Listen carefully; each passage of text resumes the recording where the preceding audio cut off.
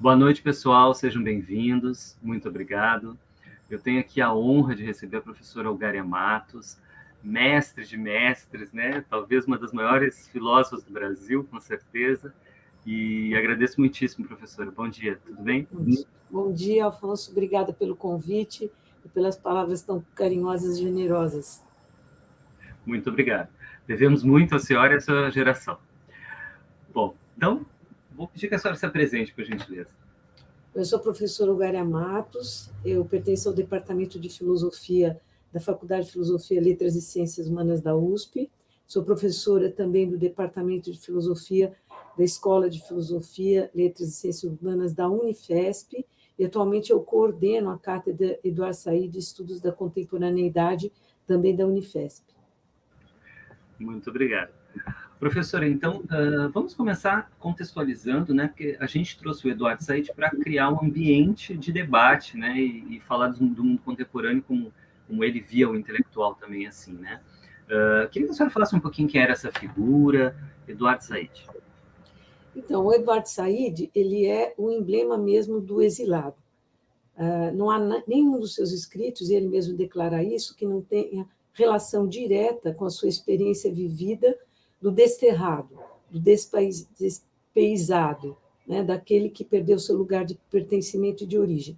Ele é um palestino que nasce, eu acho que em 1936, depois ele é obrigado a abandonar a sua cidade natal, Jerusalém, por conta após a criação do Estado de Israel em 1948, ele vai para o Egito com a família, e lá o pai, que tinha lutado na Primeira Guerra Mundial, que era também palestino, ele recebe uma condecoração e tem a cidadania americana sem ser americano. Então, o Eduardo Said, ele vive no Egito, quer dizer, ele não é egípcio, ele não é americano. Depois ele estuda numa escola inglesa, depois numa escola americana no Egito, e quando ele vai para os Estados Unidos, a família o manda, acho que com 15 anos, para estudar nos Estados Unidos, ele diz que ele já vive essa dualidade nele mesmo, né, de ter um nome inglês e um sobrenome árabe, Edward Said. Então, de que lado ele está? Ele está em lugar nenhum. Ele escreve um livro, uma das suas obras finais, que é belíssimo, que se chama Out of Place, que é fora de lugar. Quer dizer, não é fora do lugar, porque quando a gente diz fora do lugar, a gente imagina que há algum lugar designado para a pessoa. E o que ele diz é que ele é fora de lugar, em qualquer lugar, ele não tá em lugar nenhum. Então, é uma espécie de não lugar, o do exilado, que ele vive à margem, ele não é nem recusado nem aceito. E ele é um professor de literatura comparada na Universidade de Columbia, né, em Nova York, e lá para quando ele tinha uns 50 anos mais ou menos, ele descobre a causa palestina.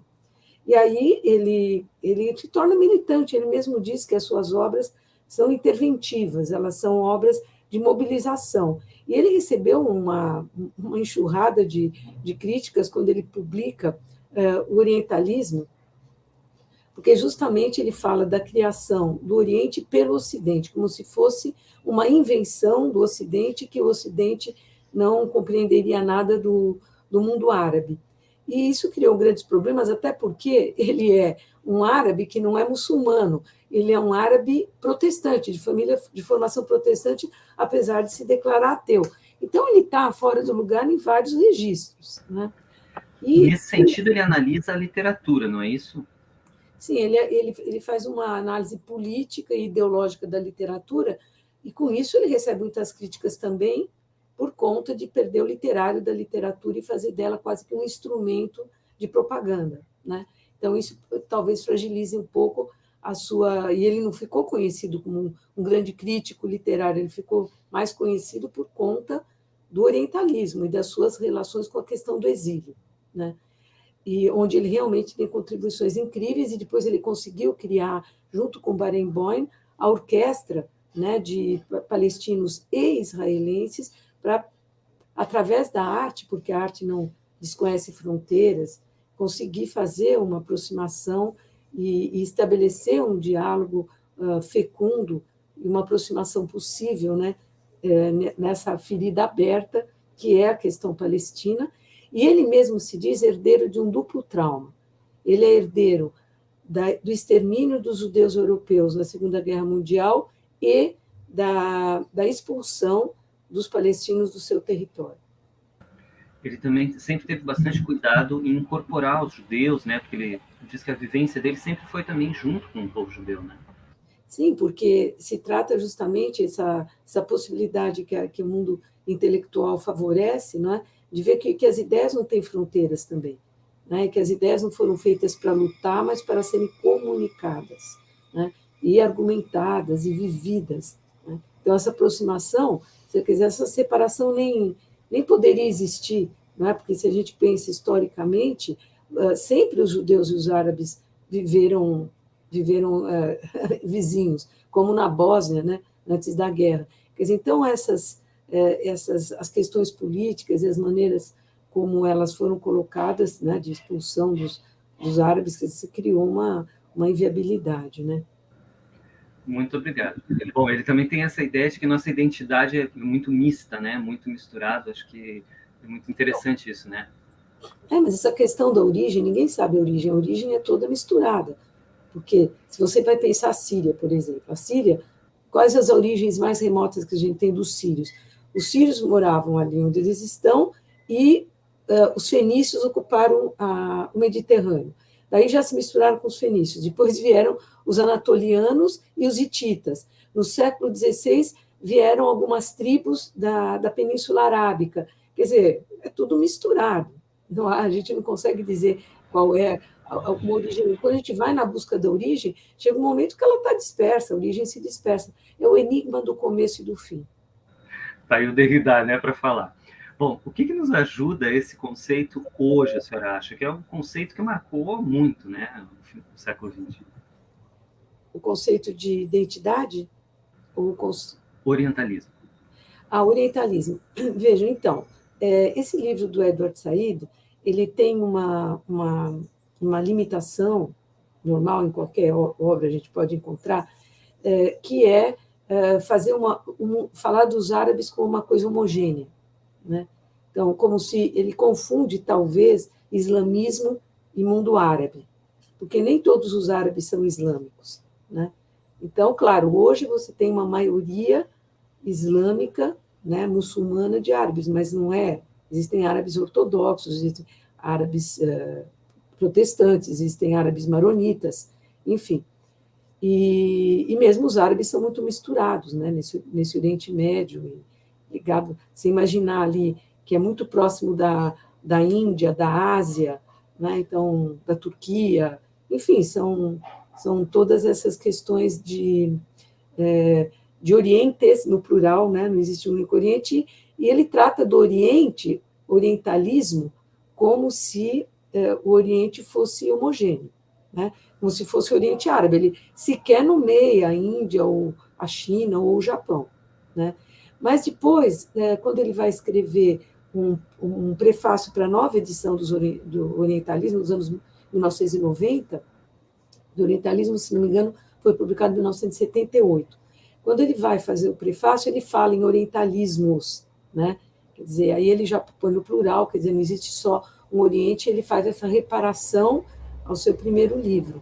Mas ele continua acreditando que existe uma forma de criação, tanto literária quanto invenção do outro, no sentido da dominação. Ele parte sempre desse pressuposto em que existe a cultura dominante ocidental, que utiliza de todos os seus recursos políticos, ideológicos, militares e econômicos para impor a sua cultura, o seu modo de pensar e de ser a esse outro que tem uma outra temporalidade, outras tradições, outras referências que não as ocidentais.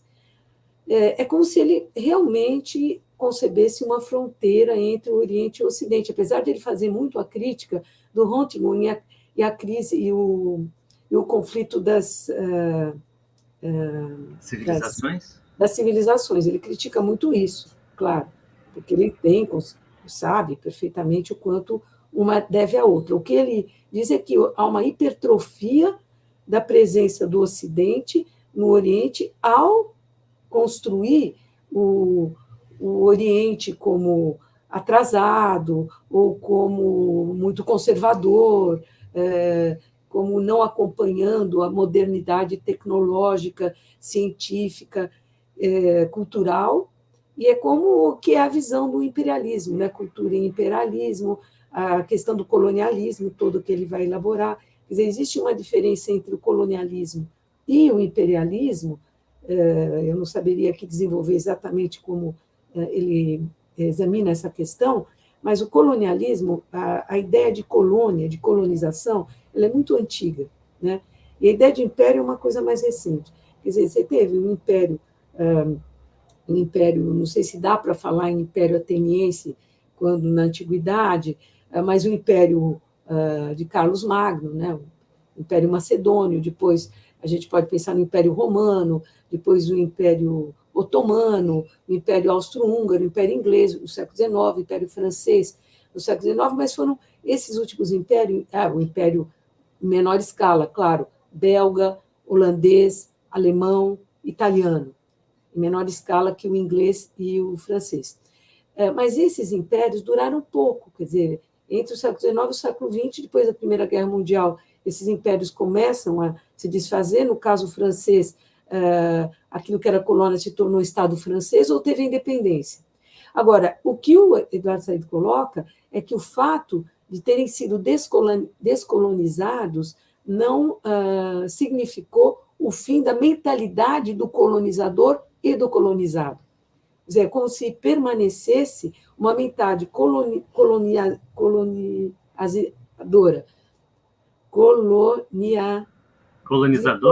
De colonização no colonizador e de colonizado no pós-colonizado.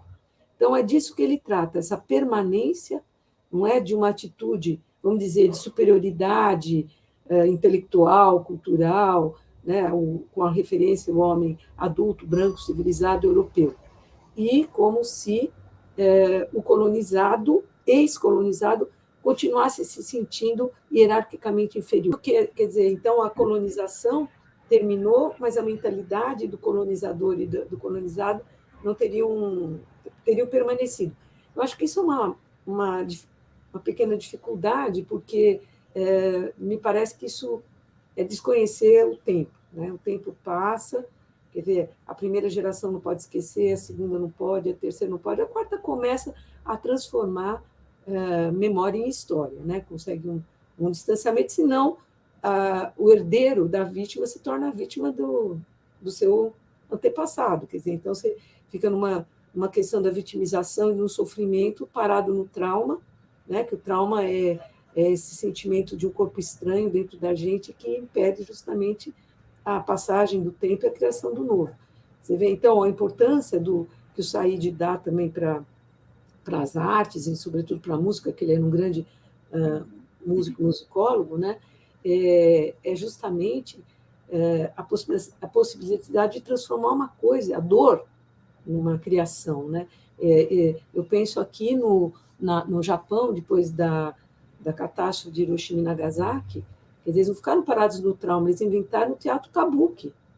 Quer dizer, ser capaz de ter forças de vida para não transformar acontecimentos catastróficos em acontecimentos míticos, né? E místicos. Agora, a gente que viu essas guerras recentes, desde o Iraque e tudo, é muito forte mesmo essa criação, né, de uma unidade, né? É como se todo muçulmano fosse terrorista, né? Então, você tem, assim, justamente eu acho que aí as mídias têm um papel muito de responsabilidade, porque se transmitem formas de apresentação da questão, então as imagens que se repetem, claro, porque quer vender, então quer mostrar a violência, a barbárie, e aí acaba se assimilando, usar um tipo de roupa, ou véu, ou usar um turbante, ou usar, sabe, como se isso fosse marca de uma identidade capaz de abranger a comunidade política, que é diversa, é múltipla, etc. Então, é como se... Então, o que é o preconceito? A formação do preconceito é tomar uma característica própria de um indivíduo e estendê-la para uma comunidade inteira. Daí vem todas essas questões, e também o que as mídias, e também um certo tipo de propaganda produz, que confunde preconceito e racismo. Apesar de haver cruzamentos entre preconceito e racismo, são coisas diferentes. O preconceito, ele não prega o extermínio do outro, o desaparecimento do outro, nada, quer dizer, são preconceitos, cada um tem um preconceito contra uma coisa diferente. Então, pena para as pessoas que têm, né, que se limitam muito com isso. Professora, vamos falar um pouquinho, a senhora citou Samuel Huntington, né, que fala de choque de civilizações. Vocês lançaram um livro que é Diálogo de Civilizações. Conta um pouquinho essa experiência do livro, só para o pessoal conhecer um pouco o seu trabalho também.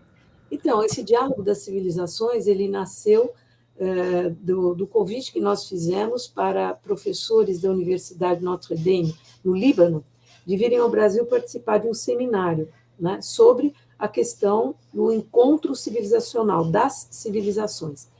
E nesse encontro nós chamamos o mesmo número de conferencistas de origem árabe e de origem judaica, né? Então, são professores da Unicamp, da USP, da Unifesp, que apresentaram os seus trabalhos sobre e a coisa mais importante foi o tema da tradução em vários sentidos. A tradução de uma época em outra. Então, a gente teve toda a questão da filosofia judaica medieval, que foi escrita em árabe, né? Porque os árabes traduziram as obras gregas para o Ocidente, né, europeu, e, portanto, a própria Europa ela é herdeira de Jerusalém e herdeira de Atenas, né? Jerusalém sendo essa herança tanto muçulmana quanto judaica quanto greco-romana, vamos dizer assim. Então, tudo isso apareceu no seminário. A questão dos autores da literatura contemporânea, tanto árabe quanto judaica, e a possibilidade de os libaneses assistirem a esse encontro, e no Líbano seria impossível isso. Que estivessem juntos no mesmo colóquio árabes e judeus. Né? Então, eu acho que o Brasil também ensinou muita coisa para eles, no sentido de o quanto eles acharam que no Brasil não havia preconceito. Claro que existem preconceitos, que a gente sabe. Que esse preconceito ruma para um racismo, também a gente sabe, hoje, né? Por várias razões sobre as quais a gente pode fazer alguns comentários. Mas foi muito importante porque toda essa questão de como, por exemplo, os libaneses trabalham o pensamento de Aristóteles e como nós trabalhamos o pensamento de Aristóteles, é muito interessante, porque, apesar de ter as mesmas fontes, estar lendo o mesmo texto, lendo uma bibliografia consagrada sobre o autor, existem as nossas experiências, né, de tradições, de maneiras de pensar, de reagir à leitura e à interpretação, que foi muito rica para nós. Né? Então, essa teve esse sentido do diálogo das civilizações e não do choque das civilizações. É as potências que o Brasil tem, né? Vamos falar um pouquinho por que a senhora escolheu esse título, O Exílio e a Contemporaneidade, né? A senhora acha que essa falta de memória nos deixa vulneráveis de alguma forma? Eu pensei mais no nome da cátedra, Eduardo Said, Estudos da Contemporaneidade, porque a cátedra ela não se dedica apenas ao estudo do pensamento do Eduardo Said, mas de todas as questões contemporâneas. E o que está mais patente nessa questão hoje do exílio e do contemporâneo? Esse deslocamento de populações inteiras, que não cessou desde pelo menos a Primeira Guerra Mundial.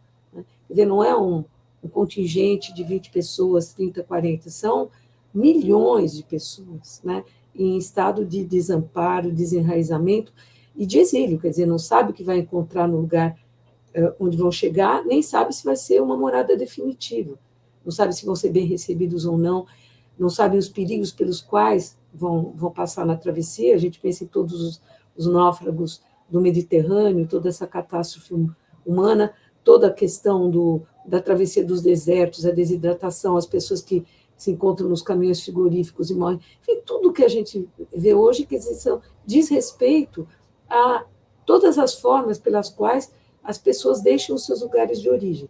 Quer dizer, independentemente de ter sido um exílio voluntário ou forçado por questões econômicas, políticas, perseguições religiosas, todo tipo de ameaça à integridade de cada um, mas as pessoas estão, populações inteiras, né, acabam estando nesse estado, né, de suspensão do tempo.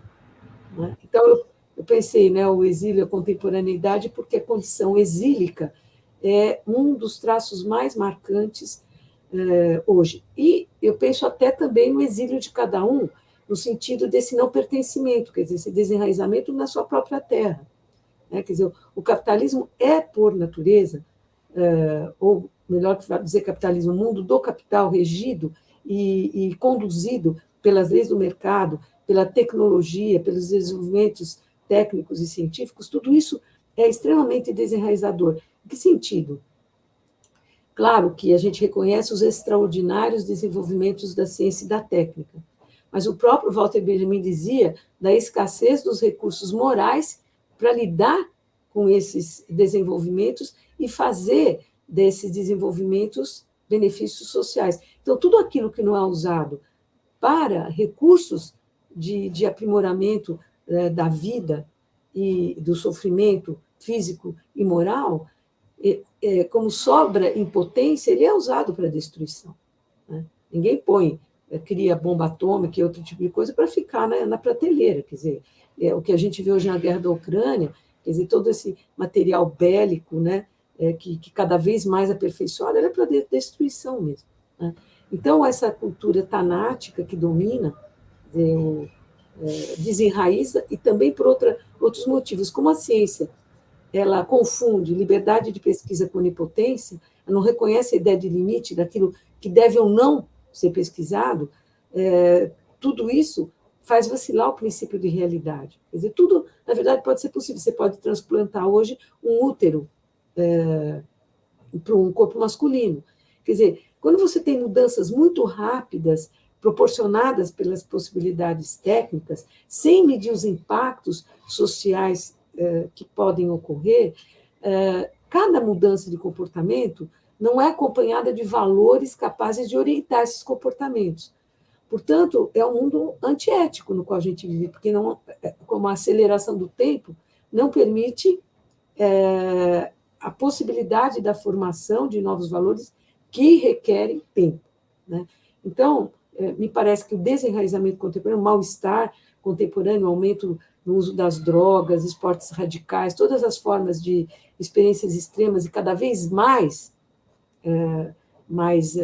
extremas, dizem respeito a essa perda de referências estáveis e estabilizadoras, que muito, me parece, vem dessas mudanças comportamentais favorecidas e estimuladas e propagandeadas pela técnica. E aí entra a mídia, né, que induz comportamentos, você vê precocemente. Então, tudo isso, as mídias, tudo que vende, tudo que cria mercado, tudo aquilo que pode abranger mais o maior número de consumidores, está misturado com todas essas questões da tecnologia hoje.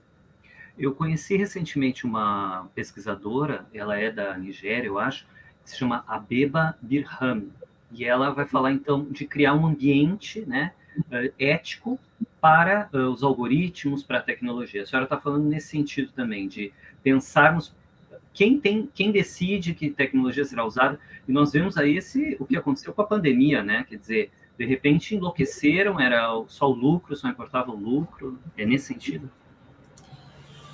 Olha, eu penso que os valores só podem existir quando existe uma ideia de limite. Claro que esse limite ele muda de época para época, de período para período, enfim, a mudança de imaginário, etc. Apenas que a fronteira entre aquilo que é proibido e o que é consentido se perdeu. Quer dizer, para haver transgressão, é preciso haver proibição.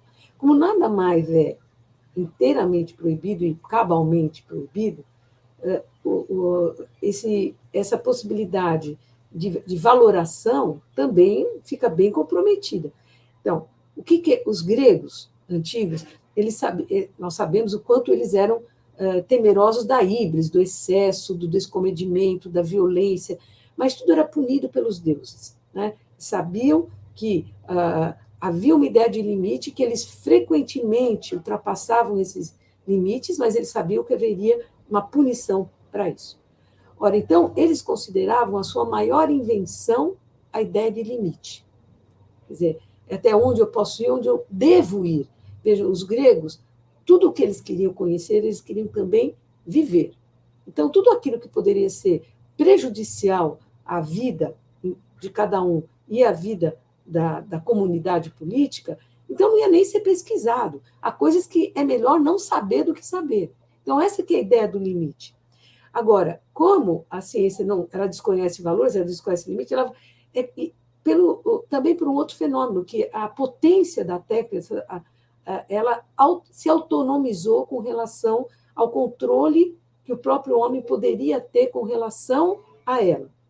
Portanto, a ciência e a técnica passaram a se desenvolver por suas próprias razões.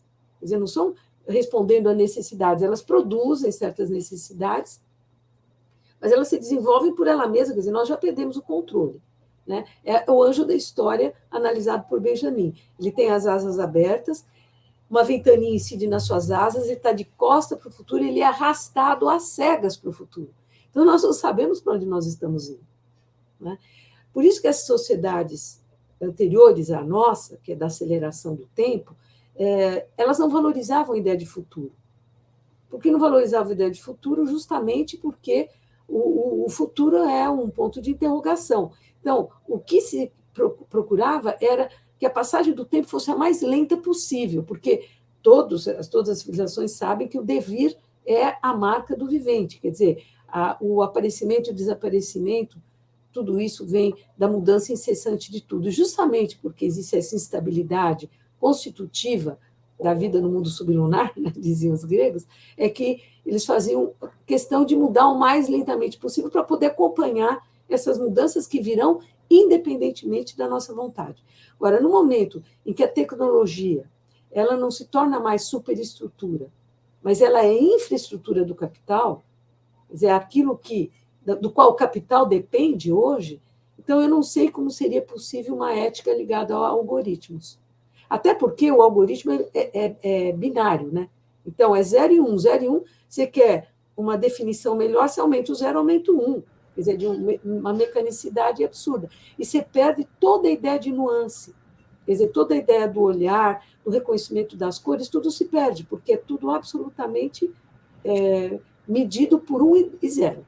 Né? Então, e ela propõe pensar antes, né? Por exemplo, como isso impacta. Né? Então, ou seja, antes de fazer, né, não só ir exatamente evoluindo, vamos dizer assim, mas criando ambientes. Enfim, é toda uma discussão que é um pouco diferente, talvez, da visão do Adorno, enfim, né, da dialética. Não, mas é muito importante que haja uma reflexão sobre isso, que é a mais urgente, porque a gente não tem. Tudo isso aconteceu muito velozmente sem essa parte, né, de avaliar os fundamentos, os pressupostos, o alcance, os limites, como você disse, o impacto. Né?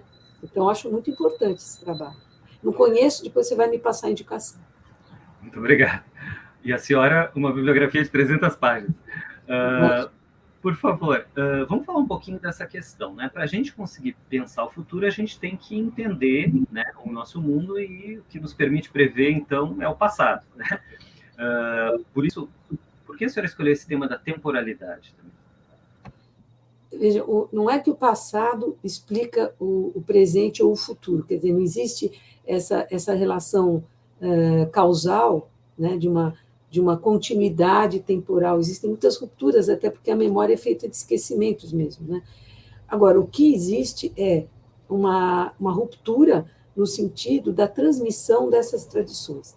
Quer dizer, o que era a transmissão de valores, de modos de vida, de uma cultura, de pensamentos, de práticas cotidianas, né, de saberes vernaculares. Né?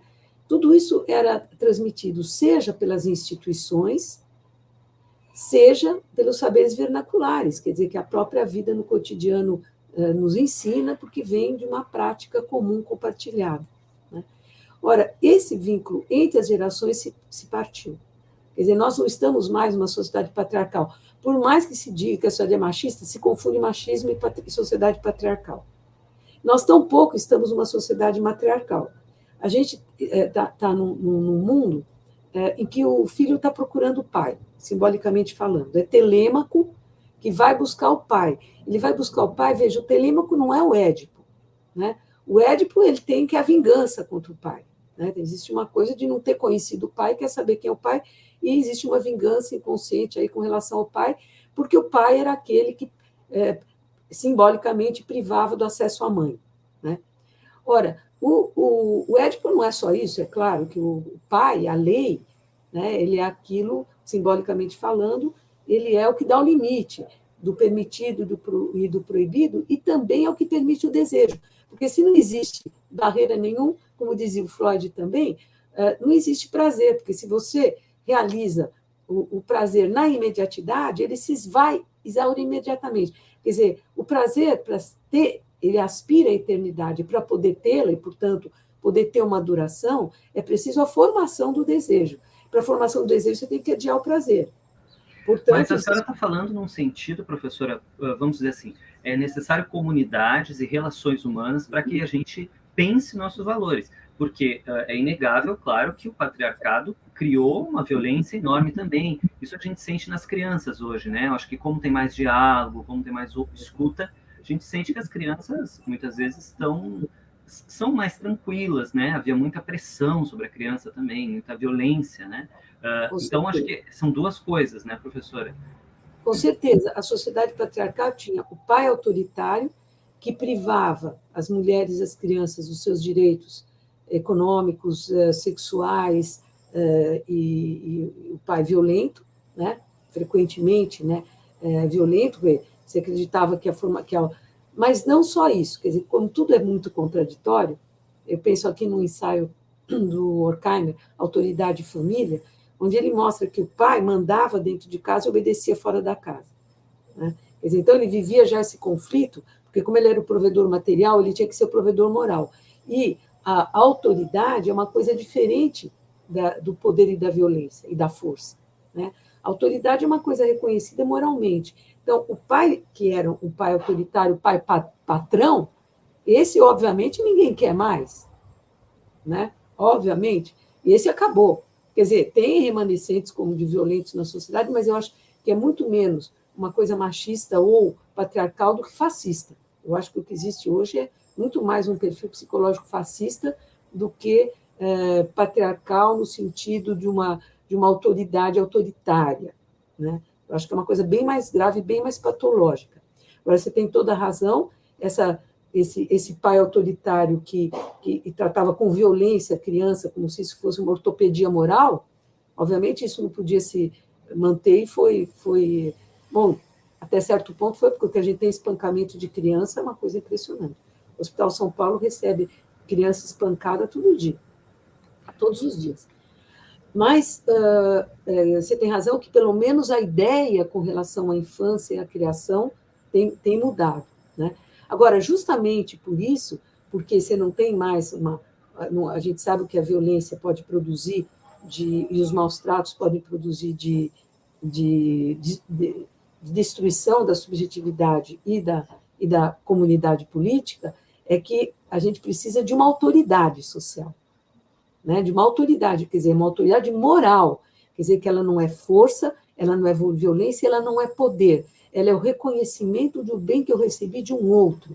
É como se essa autoridade fosse um dom que me foi transmitido e que eu posso também compreendê-lo, assimilá-lo à minha maneira, com as minhas experiências, para poder também transmitir o outro, para protegê-lo, para proteger o mais fraco. A senhora está falando numa espécie de contenção social, que é um princípio bem grego, está aí o Aquiles, né? Alguma coisa assim, nesse sentido de coesão. Isso, da coesão social que vem, quer dizer, o que é a sociedade? É um laço afetivo. Quer dizer, claro que com né, que o Weber falava, né, da solidariedade mecânica, essa abstração que existe no mundo, tudo é abstração, tudo é número, tudo é cálculo, tudo é interesse. Quer dizer, então, comprometeu muito o sentimento que pode fazer a coesão social, que é a compaixão. Né? Quer dizer, uma sociedade sem piedade, sem compaixão, como é que ela vai ser sociedade? Como é que você vai socorrer o outro naquilo que ele precisa? É como a criança, quando ela é pequena e ela precisa de proteção, ela precisa de socorro, ela precisa de cuidado. E o cuidado é feito pelo princípio masculino ou feminino, que tanto pode estar no homem como na mulher, como pode estar em ambos. Mas você precisa tanto do cuidado, quanto você precisa do limite. Você precisa das duas coisas para se formar, para não... Porque senão você entra numa sociedade narcísica sem limite, como nas redes sociais. Quer dizer, existe uma tirania da visibilidade. Existe uma extroversão de cada um em público, tudo pode ser mostrado, tudo pode ser dito, as palavras grosseiras podem ser usadas, os meus preconceitos, o meu ódio, tudo pode ser mostrado, porque eu quero ser visto, mas eu não vejo o outro. Eu só vejo e ouço aquilo que eu quero ver e ouvir. Quer dizer, cada um está fechado na sua pequena comunidade de idioletos, e a fragmentação social leva para uma violência, porque a comunidade política é viver numa comunidade de valores comuns compartilhados que fazem a coesão mínima entre os direitos universais abstratos e a pluralidade dos interesses particulares. Quer dizer, precisa haver um equilíbrio entre ambos, e isso era o espaço público que fazia, que hoje está comprometido. Uma certa humildade também, né, de aceitar que eu não sei tudo, né? A senhora faz parte dessa geração, então, de 68, né, que estudou na França, acompanhou esses movimentos todos, e também estudando muito essa filosofia de pessoas como Benjamin Arendt, que tentaram fazer a filosofia responder, né, às perguntas do presente, digamos assim, um diálogo entre a tradição e as questões atuais, né? Queria que a senhora pensasse comigo assim, como fazer a academia dialogar mais com a sociedade? Como a gente poderia aprender com a população também, né? Ouvir as pessoas que estão marginalizadas, mas também trocar com ela. O que a senhora pensa que a gente poderia fazer para evitar que a academia se feche na própria pesquisa, apesar da gente saber que, claro, é necessário pesquisas que não são de ordem prática imediata, né? Mas, enfim, como estabelecer esse diálogo, talvez? Eu acho que a gente precisaria uma situação complexa, porque a temporalidade da universidade e a temporalidade social são diferentes, ou seja, a teoria tem uma temporalidade e a prática outra. As práticas sociais, elas estão ligadas às urgências sociais, enquanto que a teoria ou a universidade, em determinadas áreas, elas estão muito voltadas para a reflexão, pesquisa da física, da química, enfim, as humanidades, elas obviamente, tomam como seu objetos tanto extemporâneos como contemporâneos, né? Então, que refletem mais sobre as questões do passado, do presente e do futuro. Né? Claro que isso também está ligado às ciências, está incorporado pelas humanas nessas reflexões. Agora, como fazer esse trânsito entre os saberes, né, que são viabilizados na universidade, que isso possa ser um bem comum, né, que mais pessoas possam participar disso, né? Porque, obviamente, a universidade não é para todos, porque não é todo mundo que quer passar a sua vida inteira atrás de um microscópio, quer dizer, tem todo tipo de vocação, né? Inclusive, essa ideia de vocação está muito comprometida, porque cada um tem a sua vocação, onde se realiza melhor. Nós somos privados disso também, né? Que o Marx falava que a diferença entre o operário e o proletário. O operário produz uma obra, cada um de nós tem um talento próprio, ou mais de um. No caso do proletário, ele é expropriado dos seus saberes e fica dependendo de máquinas ou de outras coisas externas às suas próprias habilidades. Então, me parece que há formas de diálogo que não sejam a instrumentalização da universidade, quer dizer, a universidade tendo que resolver os problemas sociais, porque não é a sua função. A função de resolver problemas sociais é uma política pública daqueles que estão voltados diretamente para isso, o que não significa que a universidade não está presente nisso e não possa fortalecer o debate, e fortalecerá tanto mais quanto espiritualmente a sociedade estiver mais forte. Quanto mais conhecimento ela tiver, menos for mobilizada por ideologia e por ideias feitas. Ora, então, a criação de espaços alternativos, espaços de transição e de mediação entre a universidade e a sociedade, são iniciativas que podem ser feitas pelos poderes públicos, pelas instituições, pelas prefeituras, pelas secretarias de cultura, de saúde, de esportes, enfim, você tem todas as instituições mediadoras, não é? E também o fato de você se formar nas universidades, depois você vai para o mundo social do trabalho, você também já está transmitindo, né, esses saberes. E quanto mais bem formado você for, mais você vai ser útil para a sociedade. Sim, muito obrigado. Bom, o neoliberalismo acelera um pouco o tempo, né? A gente está sempre nessa sensação de urgência, né? Que precisamos fazer mais, porque afinal também precisamos ganhar, né? Isso gera muita angústia. A senhora acha que essa angústia está sendo mobilizada pelos políticos? Como a senhora vê essa questão, essa situação em que a gente caiu, né? Das pessoas, em função de segurança, tudo, votarem em pessoas como Trump? Olha, eu acho que aí são várias questões. Primeiro, que você nomeou, o neoliberalismo, ele é, numa das suas características mais ligadas à angústia, ele valoriza o custo-benefício, né? Então, é o máximo de resultados no mínimo de tempo. Então, quer dizer, não conta a qualidade, não conta a subjetividade de cada um, não conta... então, você tem o burnout o tempo todo, por quê? Porque é uma exigência de que cada um seja um empresário de si mesmo, tenha êxito, e se você não tiver êxito, você é um fracassado social, e se você é um fracassado social, você deve a você mesmo o seu fracasso. Quer dizer, então, você tem um nível de interiorização dos valores, dos antivalores, ou pseudo-valores neoliberais, que é um mundo sem valor, porque é o mundo da economia, do mercado, da tecnologia, quer dizer, não é um mundo propriamente humano, é um mundo que o capital tomou o lugar do humano. Quer dizer, ao invés de o capital estar a serviço das necessidades humanas, são os humanos que servem o capital para o seu acúmulo, acréscimo, circulação, etc. Então, você tem uma unificação do mundo hoje, por isso é que você não tem o choque das civilizações, você tem uma unificação do mundo hoje, que é feito pelo tempo universal, que é um tempo financeiro, e ao mesmo tempo em qualquer parte do mundo na mesma hora, então o mercado financeiro ele está acordado 24 horas, e esse ritmo acelerado de não deixar as pessoas dormirem, está nesse livro do Craig, né? O capitalismo, não sei como está traduzido em português, o capitalismo da insônia, né? Quer dizer, se fazem pesquisas para não dormir mais mesmo, para poder passar 7 dias sem dormir, já que eu tenho, que a gente já está fazendo. Já que eu tenho que responder tal coisa, eu trabalho de madrugada, pego o celular, já respondo. Ou seja, existe uma espécie de mutação, o fim, eu diria, de uma civilização que a gente conheceu até agora, que é a civilização, vamos chamar para economizar a análise, de humanista, e uma outra que a gente não sabe o que vai ser, né? Mas é que ela não toma mais como valores o humanismo, o vitalismo, né? As forças vivas para barrar as forças tanáticas contra todos os existentes vivos, né, semelhantes a nós. Então, o neoliberalismo não pode ser compatível com isso, porque é a substituição rápida de tudo. Então, o neoliberalismo ele precisa da angústia no sentido em que ele precisa das desfunções sociais, não é?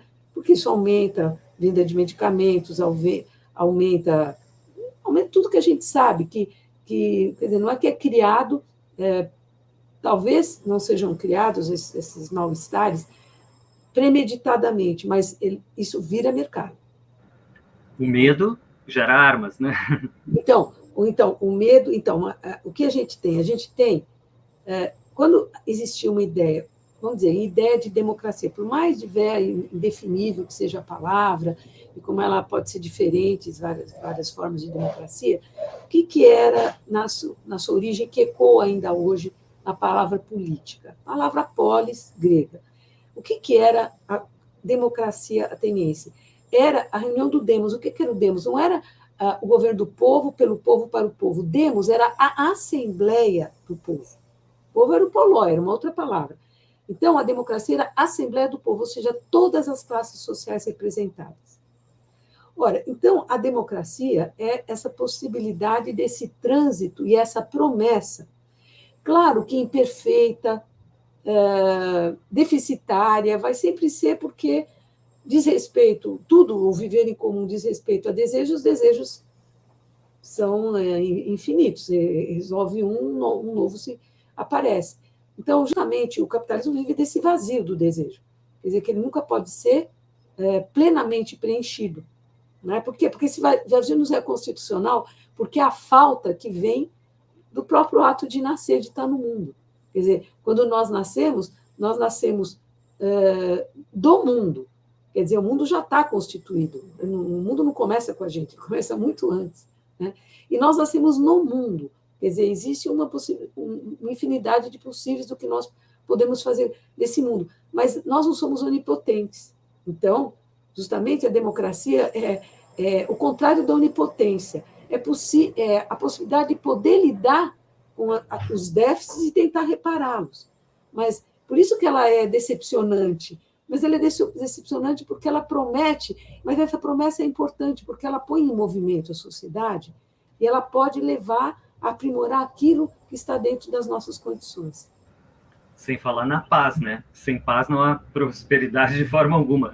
Não, então, aí é que está, né? Que a democracia, a Hannah Arendt, você conhece bem, ela diz, quer dizer, quando se comenta que a democracia ela é constitutiva da democracia, porque era a livre circulação da palavra, portanto, é a possibilidade de trocar argumentos e de ceder ao melhor argumento.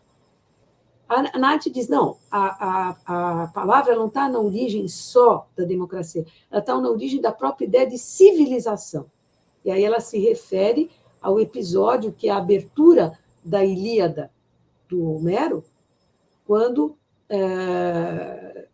qual é o primeiro verso? A cólera de Aquiles, filho de Peleu, cantai, ó Deus. Ou seja, a cólera. Quer dizer, o que ele ia... Ele estava se revoltando contra o quê? Contra Agamemnon, e ele vai tirar a espada para matar o Agamemnon. E o que diz sua mãe? Sua mãe diz, não use a violência, use palavras. E o Homero diz, e palavras atravessaram a barreira de seus dentes. Quer dizer, a civilização começa quando a gente substitui o ato violento, o impulso violento pela palavra, pela possibilidade do diálogo. Então, a democracia é justamente o governo que busca a paz, justamente porque ela é o governo de todos, mas por que é o governo de todos? Porque ela requer o autogoverno de cada um. Quando essa ideia do autogoverno não existe mais, quer dizer, eu passo ao ato violento, o que eu quero eu faço, eu vou, eu mato, eu tiro do outro, eu não olho mais o outro, quer dizer, é uma liberdade abstrata e anárquica. Anarquia não é liberdade, anarquia é ausência de lei, é cada um fazer o que entende, portanto, é o Estado robesiano, né, da vontade do mais forte. Então, quando as instituições que são constitutivas da vida democrática, porque elas são mediadoras do poder público com a sociedade, para evitar que o poder seja ilimitado, porque o poder corrompe, a gente sabe. Ele tem a tendência a ser cada vez mais ilimitado e querer se exercer como força e violência. Por isso que existem as mediações institucionais. Ora, quando essas instituições estão fragilizadas, né, pela descrença nas instituições, é a própria democracia que está comprometida. Então, os populismos, tipo Trump, e vários que a gente tem exemplos no mundo hoje, são uma comunicação direta, né, do poder com o povo, e desconhecendo as mediações das instituições. Mas por que não se passa mais pelas instituições? Existem vários fenômenos. Existe o marketing político, que acabou com a política e comprometeu muito a democracia. Quer dizer, então, tudo isso está, me parece, remetendo a essa questão de a gente precisar fortalecer, aperfeiçoar as instituições, mas fortalecê-las. Sim, Que instituições? O parlamento, a família, a igreja, a escola, tudo isso está comprometido, porque ninguém mais acredita nisso. uma descrença total com relação a todas essas instituições. Tanto que elas são questionadas todo o tempo inteiro, em todos os seus pontos. Quer dizer, o que fica quando tudo é questionado? Você vai se referir, se apoiar no quê? Você tem razão quando você disse um pouco há pouco, as instituições, uma família, por exemplo, a família burguesa, dizendo assim, eram muito mais coercitivas, a escola era mais coercitiva, mas as instituições hoje são mais permissivas, mas também menos protetoras. Por quê? Porque a família pode se desfazer a qualquer momento, a escola pode mudar a qualquer momento, o professor perdeu a autoridade, né, daquela pessoa que era uma espécie de ídolo cultuado, o professor. Né? Ele era aquele que transmitia o saber, aquele que era a fonte da sociabilidade. Quer dizer, como tudo perdeu nessa sua aura, né? Então fica o quê? Né? Você tem mesmo uma tendência à dessocialização da sociedade e ao aumento da violência. E temos que achar esse meio termo, então, né, entre uma sociedade que vai se transformar, que sempre se transforma, né, e as novas formas, enfim, de família, tudo, e ter capacidade de mediação, né, de autocontrole. Né? Essa questão também ela é difícil, não é? Porque existe a temporalidade das mudanças dos comportamentos e um tempo social de assimilação dessas mudanças que é mais lento. Né? Então, até se estabilizar, a gente passa por um período bem complicado mesmo. Professora, a senhora propôs que a gente falasse entre esperança, espera e esperança. Estamos aí no âmbito do Godot. Então, a espera pode ser tanto ser Godot, quer dizer, não espera nada, é uma espera sem horizonte de espera, é uma degradação filosófica da espera, que é o que o Paulo Arantes estuda, né, no Novo Tempo do Mundo, quer dizer, essas populações inteiras como emblema da condição contemporânea, que ficam estacionadas em campings, esperando o quê? Esperando Godot. Quer dizer, elas são anos e anos em acampamentos que não sabe para onde vai, é a vida no provisório. Né? E quanto que a esperança é aquilo que põe em movimento a vida, que é mais forte do que a morte. Quer dizer, quando a gente imagina que a travessia o naufrágio quase que literal desses imigrados que atravessam o Mediterrâneo ou o boat people no tempo do Vietnã, quer dizer, que vão para o naufrágio, mas quer dizer, significa que eles estão movidos por alguma esperança, né? Que a esperança fala mais alto. Quer dizer, que é a utopia, quer dizer, é a possibilidade de pensar uma outra coisa diferente do que essa paralisia no presente. Quer dizer, é a possibilidade de usar a imaginação, quer dizer, sair da condição de terrível do real, que é aquilo que é o impensável, que é o invivível, e poder se deslocar um pouco, se separar da situação dolorosa para imaginar saídas para ela. Porque se a gente ficar imerso no trauma ou na condição, a gente é incapaz de pensamento. E tudo isso esse fim da imaginação, que é, né, para o Baudelaire e para o Benjamin, é a rainha das faculdades, por quê? Porque a imaginação é justamente o poder de metaforização, né, que a Arendt retoma. Ela diz a possibilidade de dizer o sol brilha quando chove a cântaros. Quer dizer, a possibilidade de sair do trauma, usando os recursos da imaginação. Mas hoje, o que é a imaginação? Não é mais a imaginação criadora, mas é a passividade de esperar que a indústria cultural nos ofereça coisas passivamente que logo se tornam entediantes e o mercado continue em funcionamento. Né? Professora, a senhora viveu uma época que a gente chamou, vamos dizer assim, vamos dizer, uma ilustração iluminista, né? Através da literatura, do estudo dos clássicos, as pessoas também, né, conseguiam interpretar seu mundo. Hoje, a Naomi Klein, uma jornalista canadense, ela fala, por exemplo, da doutrina do choque, né? Então, sempre a criação de urgências e aproveitar essas crises para fazer mais privatizações, enfim. De certa forma, é como se não houvesse tempo para as humanidades, né? E, por outro lado, parece que os próprios progressistas, às vezes, pensaram que se todo mundo virasse classe média, se todo mundo tivesse mais dinheiro, isso seria resolvido. E a forma de conseguir isso é a política, então a filosofia não tem sentido, é perda de tempo, e trabalhar com o imaginário demora muito. Como que a senhora vê hoje a situação das humanidades? Então, as humanidades, elas estão, há já um bom tempo, né? Elas sofrem de uma dupla rejeição. Primeiro, que há uma hipertrofia dos saberes especulativos, técnicos e científicos das ciências duras, que acabam migrando para as ciências humanas, né? E as ciências humanas, que vivem do seu passado, quer dizer, vivem da tradição, quer dizer, o que seria da filosofia sem a história da filosofia, o que seria da literatura sem a história da literatura, o que seria da história sem os arquivos, os documentos, etc. Quer dizer, então, todos os saberes humanistas, eles precisam da história, da memória, da tradição, das transmissões. E, veja, se hoje um físico ele quiser estudar o fenômeno do arco-íris no nível atômico, ele não necessita, ele precisaria, mas hoje não se fala mais nisso. Ele prescinde de saber o que o Aristóteles falou do arco-íris, o que Newton falou do arco-íris, o que Schopenhauer falou do arco-íris, enquanto que as humanidades precisam saber dessa história, né? E como a memória, na verdade, ela não é memória, né? Ela se tornou uma espécie de historicismo da memória, que você produz algo para funcionar como uma memória, porque a memória é algo subjetivo, vivido, experienciado e transmitido justamente porque foi experienciado.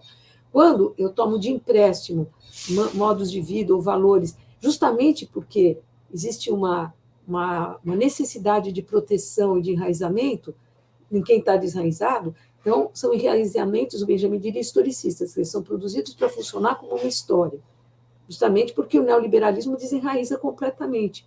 Ele não, isso que você disse, que tudo é perda de tempo. As humanidades, como eu dizia há pouco, elas têm o tempo lento, o tempo da leitura, o tempo da reflexão, o tempo do diálogo, da argumentação, né, do exame dos argumentos. Então, tudo isso requer tempo, que é o tempo da democracia também, né? A partir do momento em que tudo é urgência, tudo tem que ser resolvido, tudo tem que ser respondido rapidamente, quer dizer, aplicar fórmulas, né? Então, a lei, que é uma regularidade, que é encontrada depois de muito estudo, etc., é substituída pela fórmula, a fórmula pela regra, para aplicar, simplesmente.